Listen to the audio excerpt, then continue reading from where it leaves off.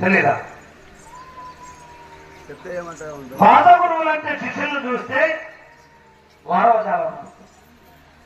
విద్యను అభ్యసించి బోధించగలిగినటువంటి వారు బోధ గురువులు. పాత గురువులే కానీ బోధ గురువులు అరుదన్నారు ఆలేదు. ఆయన మురళి టీచర్ గారు ఉపాధ్యాయుడు ఈ చెక్కభజన బృందాన్ని ఇప్పుడు ఒక ప్రాంతంలో నేర్పిస్తున్నారు.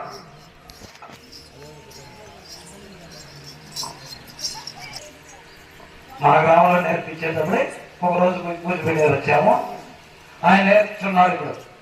కాబట్టి ఇలాంటి చెక్క భజన కూడా గురువు గారుగా ఏర్పడినటువంటి ఏదో వంశైనటువంటి మురళి టీచర్ గారు ప్లస్ చెక్క భజన గురువు గారు కూడా. ఎందుకంటే కొన్ని పక్షులు ఎక్కడెక్కడో పోయినాయి,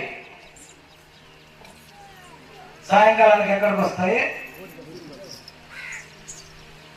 మళ్ళీ మన గుట్టు చెంతకే చేరేసి కుక్కల బట్టి గారు అంటే నేను గొప్పని మాత్రం ఏనాడు చెప్పలా. నేను చిన్ని పూన విద్యలో. కాబట్టి ఎక్కడెక్కడో నేర్చినటువంటి వారు కూడా మళ్ళీ మన దగ్గరికి రావాల్సిందే, మన దగ్గర మళ్ళీ దిద్దుకోవాల్సిందే. కానీ మురళి టీచర్ గారు కూడా పూతలపట్ట దగ్గర వచ్చిరెడ్డిపల్లి అక్కడ నేర్చున్నారు నాకు సపోర్టుగా.